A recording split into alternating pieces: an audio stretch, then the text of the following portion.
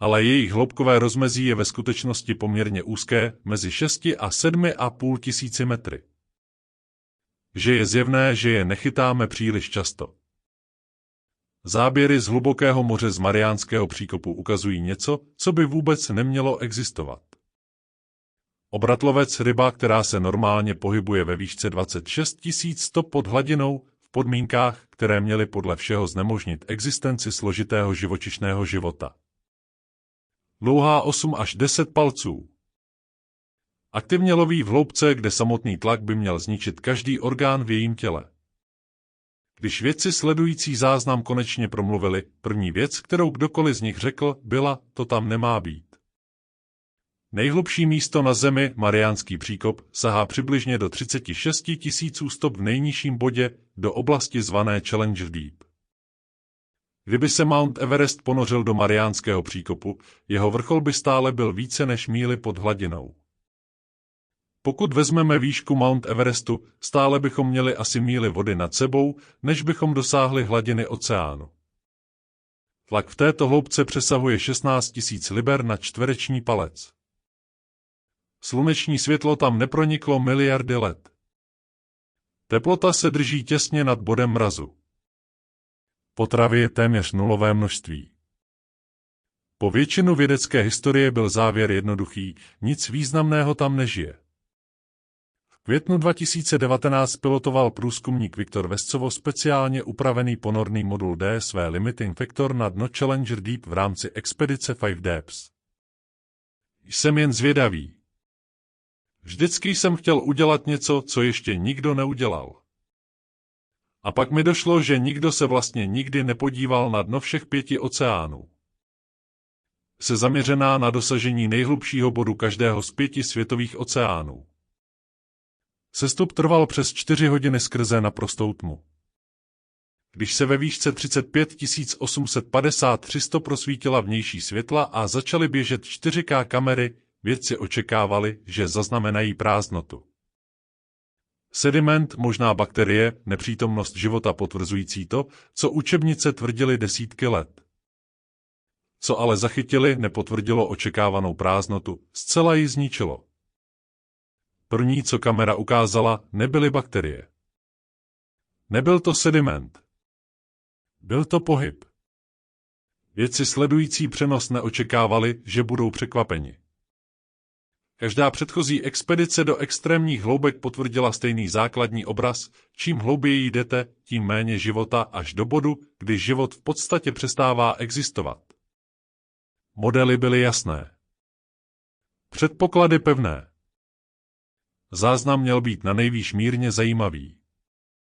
Během několika minut po rozsvícení světel bylo ale všechno, co si mysleli, že vědí, už špatně. Amfipody, korýši podobní krevetám, se už rojí kolem návnady umístěné výzkumným týmem, ne jako rozptýlené jednotlivé kusy opatrně okusující zbytky, ale jako husté mraky, které se pohybují rychle a agresivně, soutěží o přístup, narážejí do sebe v krmení, které vypadá naprosto normálně, jako jakýkoliv fungující ekosystém, kde je potrava dostupná a konkurence reálná. Jednotliví amfipody měřili několik palců na délku. Mělkovodní amfipody, tedy druhy běžně se vyskytující v obyčejných pobřežních oceánech, obvykle měří jen zlomek palce. Exempláře zachycené kamerou však byly obři v místě, kde existence obrů neměla být vůbec možná a přesto se chovaly, jako by na jejich situaci nebylo nic, co by vyžadovalo zvláštní úsilí. Mořské okurky se pohybovaly po povrchu sedimentu. Dvoznační živočichové, někteří měřili přes 30 cm na délku, plazili se s jasným záměrem po mořském dně a živili se organickým materiálem v bahně. Nešlo o primitivní mikroorganismy ani o tečky pod mikroskopem, byly to 30 cm tvorové, pohybující se cíleně v podmínkách, které by podle biologických předpokladů měly složitý pohyb znemožňovat. A pak tu byly ryby, skuteční obratlovci, plavající v hloubkách, kde měl tlak znemožňovat jakoukoliv zachovalou složitou tělesnou strukturu. Ryby požovky zachycené kamerou v hloubkách přesahujících 26 000 stop měřily 20 až 25 cm, byly průsvitné a rosolovitého vzhledu, s malými očima a jemnými ploutvemi. Ale nepochybně šlo o komplexní obratlovce. Překonávali všechny hlubokomorské ryby. Jak vidíte ve videu, nacházejí se o tisíci metrů hlouběji, než byste normálně považovali za hlubokomořskou rybu. Nefunkční trávicí systém, dobře vyvinuté smyslové orgány a svalnatá těla stavěná pro aktivní pohyb. Nepluli pasivně. Neudržovali se jen stěží ve vodě. Plavali sebejistě cíleně v prostředí, které vědecký konsenzus považoval za hřbitov všeho složitějšího než jednobuněčné organismy. Aby bylo jasné, co to znamená, ryby plžovky mají páteř. Mají mozek. Mají kompletní oběhový systém, játra, ledviny, oči. Každý z těchto orgánů je tvořen bílkovinami. A bílkoviny by měly být tlakem v takových hloubkách deformovány a ničeny.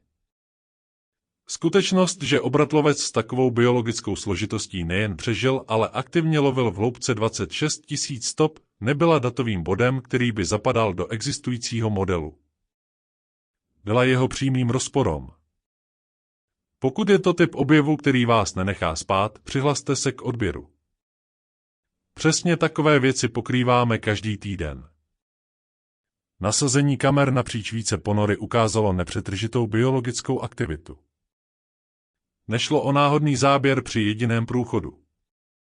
Šlo o souvislou udržovanou aktivitu napříč hodinami záznamu. Organismy se pohybovaly v záběru, živily se, soupeřily, interagovaly a projevovaly všechny chování, která oddělují živý ekosystém od mrtvého prostředí.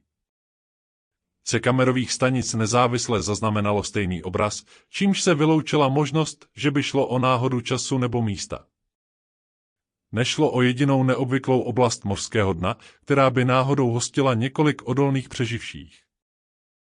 To byl dno Mariánského příkopu a bylo osídlené. Jak je to možné? Ve chvíli, kdy se záběry ryb objevily, si výzkumníci kladli jedinou důležitou otázku, jak.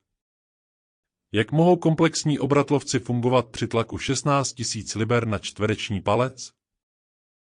Jak mohou organismy s kostmi, orgány a nervovou soustavou přežít tlak, který by lidské tělo okamžitě rozdrtil?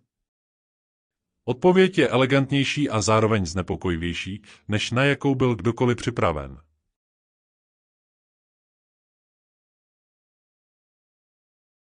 Organismy v hlubokém oceánu tlak neodporují. Neprožívají ho jako drtivou sílu. Jejich těla jsou tvořena převážně vodou a voda je v podstatě nestlačitelná. Podívali jsme se na způsoby, jakými se živočichové přizpůsobili přežití v chladných, temných hlubinách. Tlak se uvnitř jejich buněk i vně vyrovnává současně. Nevnímají žádné drcení, stejně jako nevnímáte váhu atmosféry, která na vás právě teď tlačí. Skutečnou biologickou výzvou v extrémních hloubkách není struktura. Je to chemie. Proteiny se musí správně skládat do své tvarové struktury. I malá změna v jejich tvaru může zcela zničit jejich funkci. Buněčné membrány musí zůstat dostatečně tekuté, aby umožnily průchod molekul i ve vodě blízké bodu mrazu. Chemické reakce řízené enzymy, které pohánějí každou živou buňku, musí pokračovat v činnosti i za podmínek, které by normálně tlak narušil. Organismy hlubokého moře to všechno vyřešily drobnými úpravami stávající biologie. Jejich proteiny mají mírně odlišné molekulární struktury, které zůstávají stabilní při vysokém tlaku. Jejich buněčné membrány obsahují specifické lipidy, tuky, které zůstávají v hloubce pružné místo toho, aby stuhly. Jejich metabolické enzymy jsou tlakem přizpůsobené varianty stejných enzymů, které se nacházejí ve všech ostatních živých organismech na Zemi. Žádná exotická chemie, žádná mimozemská biologie. Jen drobné úpravy nástroje, který život používá už miliardy let. A právě to dělá tento objev skutečně znepokojivým. Život nemusel vynalézt nové mechanismy, aby mohl existovat na dně oceánu. Stačilo mu provést postupné úpravy toho, co už měl k dispozici. Což znamená, že rozsah prostředí schopných podporovat složitý život je mnohem širší, než jsme předpokládali.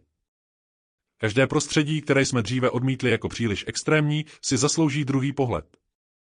Hluboké podpovrchové vrstvy Země, oceány pod vysokým tlakem, o nichž se předpokládá, že existují pod ledovými krustami měsíců Europa a Enceladus, prostředí na jiných světech, která byla katalogizována jako sterilní, aniž bychom se ptali, zda se do nich život dokáže přizpůsobit. Předpoklad, na němž stojí většina našeho hledání mimozemského života, byl ten, že život vyžaduje specifické podmínky. Správnou teplotu, správnou chemii, kapalnou vodu při správném tlaku. Záběry z Mariánského příkopu naznačují, že seznam správných podmínek je mnohem delší, než jsme si mysleli. Život nepotřebuje to, o čem jsme si mysleli, že potřebuje. Potřebuje to, čemu se dokáže přizpůsobit. A důkazy nyní naznačují, že se dokáže přizpůsobit téměř čemukoliv. Extrémní tlak není bariéra pro složitý život. Je to jen nastavení. A ne jeden druh, ale desítky. Co záběry odhalily kromě samotné přítomnosti života, ještě více zkomplikovalo biologický obraz. Nebyl to jeden druh, který by rozlouskl kód přežití v plné oceánské hloubce. Je to desítky druhů, které fungovaly společně. Vědci, kteří byli ochotni připustit existenci života v extrémních hloubkách, si obvykle představovali biologickou monokulturu. Jeden nebo dva vysoce specializované organismy v jediném úzkém ekologickém výklenku, které jen tak přežívají, nedělají nic složitějšího než prosté neumírání.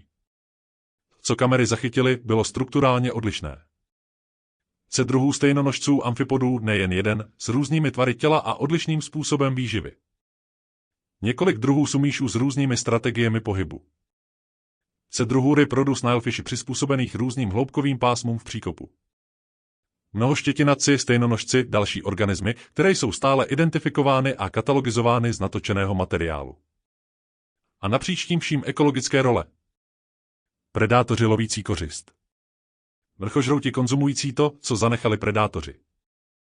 Filtrátoři zpracovávající vodní sloupec. Organismy rozkládající organický materiál v sedimentu.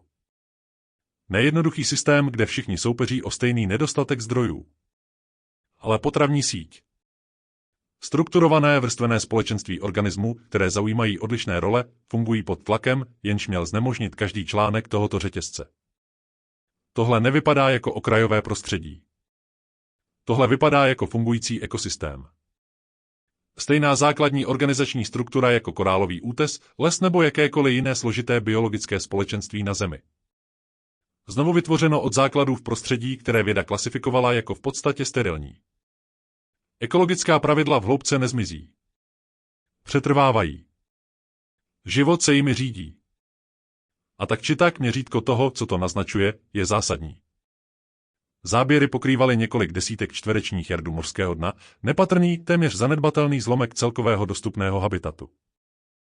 Samotný Mariánský příkop pokrývá tisíce čtverečních mil, celá hadální hloubková zóna, rozsah pod 20 000 stop, se rozkládá přibližně na 45 000 čtverečních mil mořského dna napříč příkopy rozmístěnými po celém okraji Tichého oceánu, oblast velikosti Pensylvánie. Naprosté tmě pod drtivým tlakem, téměř zcela neprozkoumaná jakoukoliv kamerou nebo ponorkou. Jestliže těch pár desítek čtverečních jardů, které byly natočeny, podporuje složitý strukturovaný ekosystém, co žije ve zbytku? Chování, které rozbilo model.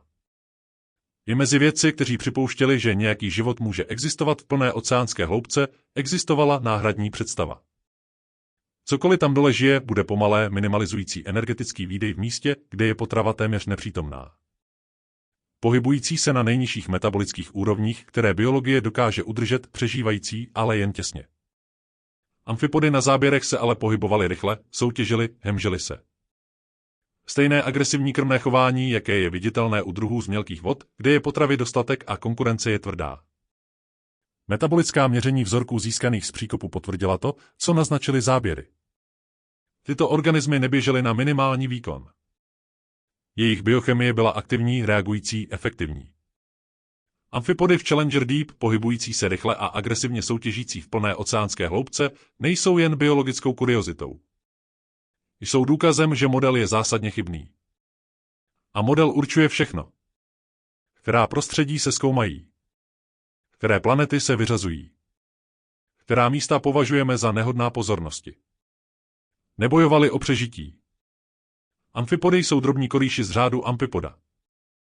Existují tisíce druhů, které byly nalezeny po celém světě v mořských, sladkovodních i suchozemských habitatech. Na tyto podmínky adaptováni natolik dokonale, že pro ně byly zcela přirozené.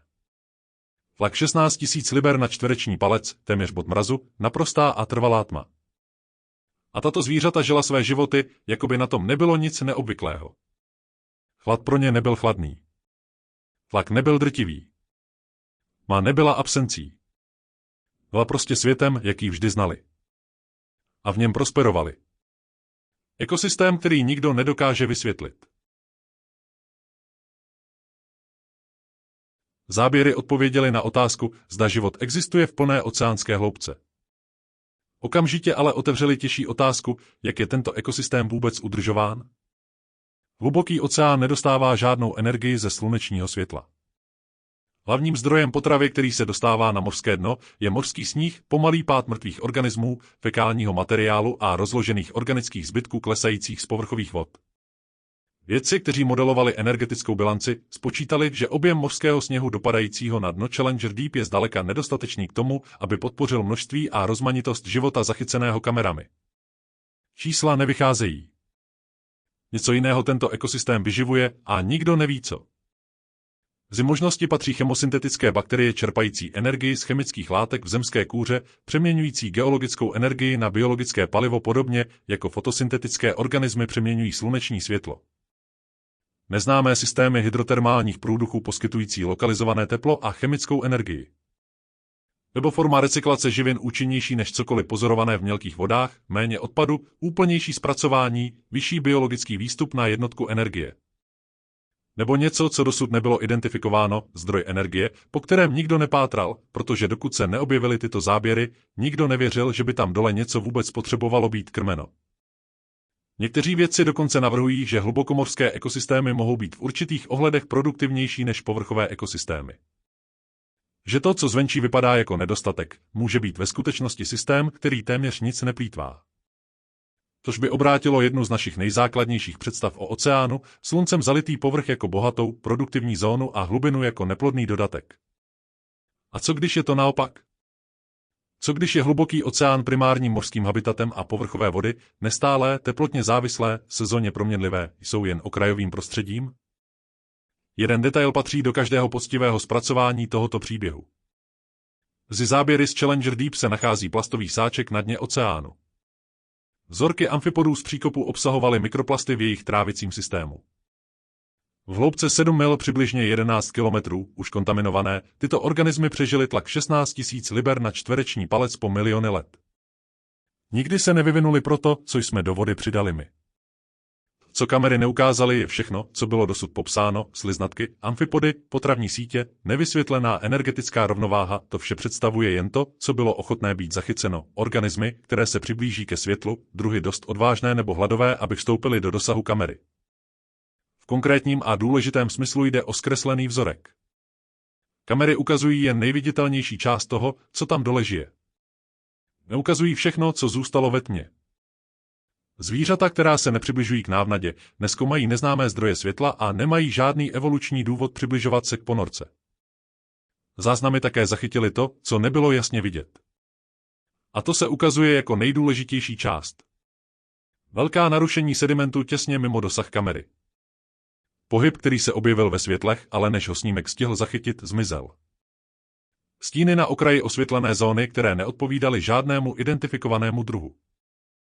Vary procházející zorným polem příliš rychle na to, aby je bylo možné katalogizovat. A tady je matematická logika vyplývající ze všeho, co kamery skutečně ukázaly, pokud složité obratlovce, sliznatky dlouhé 8 až 10 palců, dokážou nejen přežít, ale prosperovat v plné oceánské hloubce, jaká je vlastně horní hranice velikosti organismů, které tam dole mohou existovat? Fyzika větší organismy nevylučuje. Tlak se vyrovnává přes tělo bez ohledu na velikost. Větší zvířata si navíc ukládají větší energetické zásoby, významná výhoda v ekosystému, kde potrava nepřichází pravidelně. Velký predátor v plné hloubce oceánu by neměl nouzi o kořist, husté mraky amfipodů, stopu dlouhé mořské okurky, ryby plovoucí v otevřené vodě, kam se žádný povrchový predátor nedostane. Nedotčený potravní zdroj v naprosté tmě, dostupný čemukoliv dostatečně velkému a přizpůsobenému, aby ho využilo. Sonarové průzkumy Mariánského příkopu zaznamenaly akustické kontakty, které neodpovídají žádnému známému druhu. Velké objekty pohybující se v hloubkách, kde podle všech předchozích předpokladů nemělo být nic takové velikosti přítomno. Tyto signály byly dosud vždy přičítány chybám přístrojů nebo nesprávně identifikovaným geologickým útvarům. Ale záběry prokázaly, že v plné oceánské hloubce existují složité a rozmanité ekosystémy. Rámec pro odmítání těchto kontaktů už neplatí stejným způsobem. Některé z nich mohou být biologické objekty dost velké na to, aby vytvořili významný sonarový odraz, věci, které se pohybují ve tmě, nepřibližují se ke světlům a jsou tam dole mnohem déle, než my vysíláme signály, které je mají zachytit. Zamyslete se nad tím, čím tyto kontakty musí být. Sliznatka, největší potvrzený obratlovec v plné oceánské hloubce, měří 10 palců. Sonarové návraty, které neodpovídají známým druhům, nejsou velikosti sliznatek. Jsou výrazně větší než cokoliv, co záběry zachytili, větší než cokoliv, co mořská biologie v hadální zóně klasifikovala.